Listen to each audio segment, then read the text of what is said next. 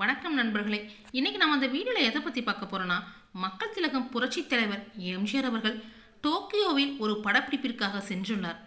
அங்கே அவர் விமான நிலையத்தில் இறங்கிய பொழுது அவரை பார்த்து அனைவருமே வியந்து அதிர்ச்சியில் ஆழ்ந்தார்களாம். அதற்கு என்ன காரணம், அவரை பார்த்த டோக்கியோ மக்கள் எதற்காக வியந்து அதிர்ச்சியில் நின்றார்கள் என்பதை பற்றி தான் இந்த வீடியோவில் பார்க்க போகிறோம். வாங்க வீடியோக்குள்ளே போகலாம். எம்ஜிஆர் தனக்கு கெடுதல் செய்பவர்களுக்கு கூட நன்மை செய்யும் எண்ணம் கொண்டவர். அப்படிப்பட்டவர் தனக்கு உதவி செய்தவருக்கு நன்மை செய்யாமல் விடுவாரா? அப்படி எம்ஜிஆருக்கு உதவி செய்ததோடு அவரால் உயரத்துக்கு சென்றவர்களில் முக்கியமானவர் மணியன்.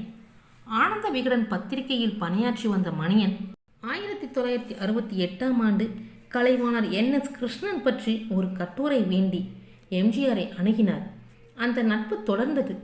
வெளிநாடுகளுக்கு சென்று வந்து பயண கட்டுரைகளை ஆனந்த விகடனில் எழுதி கொண்டிருந்தார் மணியன்.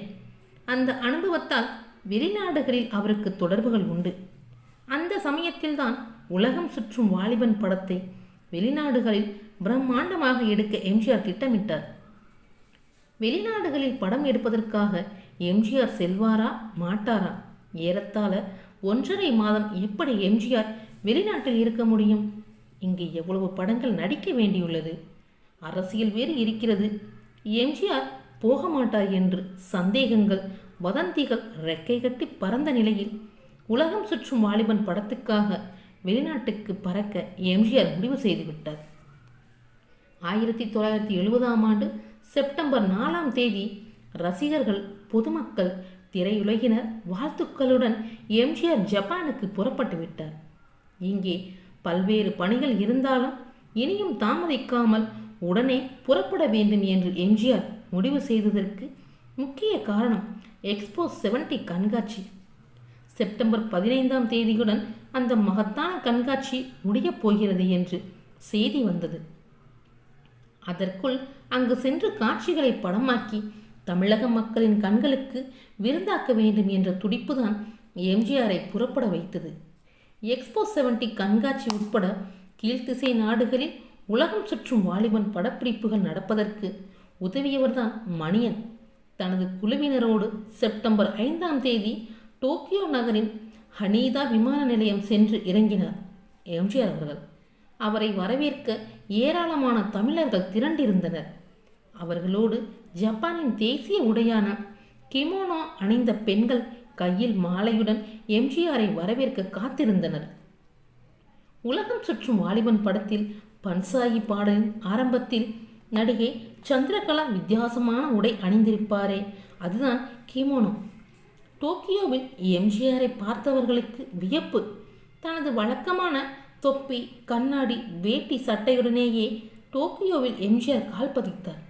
வரவேற்பை ஏற்றுக்கொண்டு டோக்கியோவின் பிரபல இம்பீரியல் ஹோட்டலில் இரவு 1 மணிக்குத்தான் சென்று தங்கினார் எம்ஜிஆர்.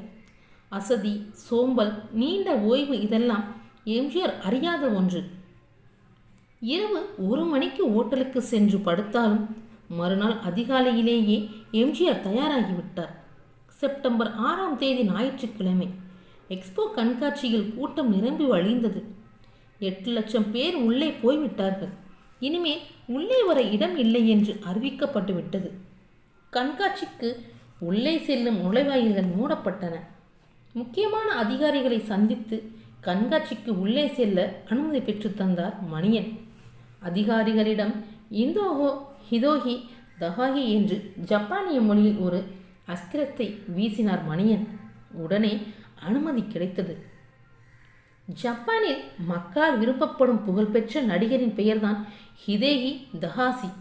இந்தியாவின் ஹிதேகி தஹாசி என்று எம்ஜிஆர் பற்றி மணியன் கூறியதுதான் அனுமதிக்க காரணம்.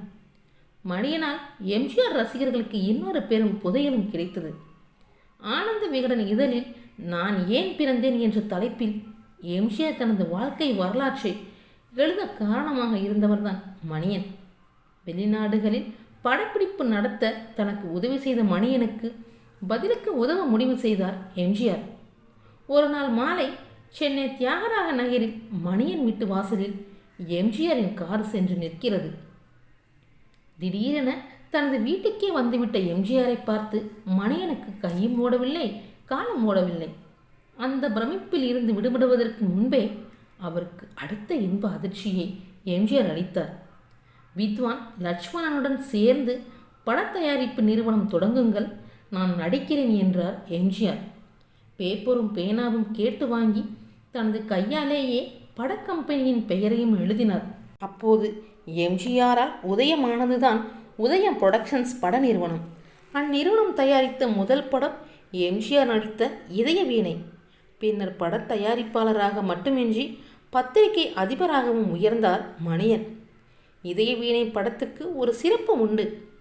திமுகவின் பொருளாளராக இருந்த எம்ஜிஆர் கட்சி நிர்வாகிகளின் சொத்து விவரம் கேட்டதை அடுத்து 1972 அக்டோபர் 10 திமுகவிலிருந்து நீக்கப்பட்டார். அதுவரை புரட்சி நடிகராக இருந்த புரட்சி தலைவரானார். அப்போது இதயவீணை படப்பிடிப்பில் இருந்தார். திமுகவில் இருந்து நீக்கப்பட்ட விஷயத்தை கேள்விப்பட்டு பாயாசம் கொண்டு வரச் சொல்லி எல்லோருக்கும் கொடுத்து தானும் குடித்துவிட்டு இப்போதுதான் மகிழ்ச்சியாக இருக்கிறேன் என்றார். படத்தில் கார் விபத்து காட்சி ஒன்று வரும். அன்று அந்த காட்சியை எம்ஜிஆர் சிறப்பாக எடுத்து முடித்தார்.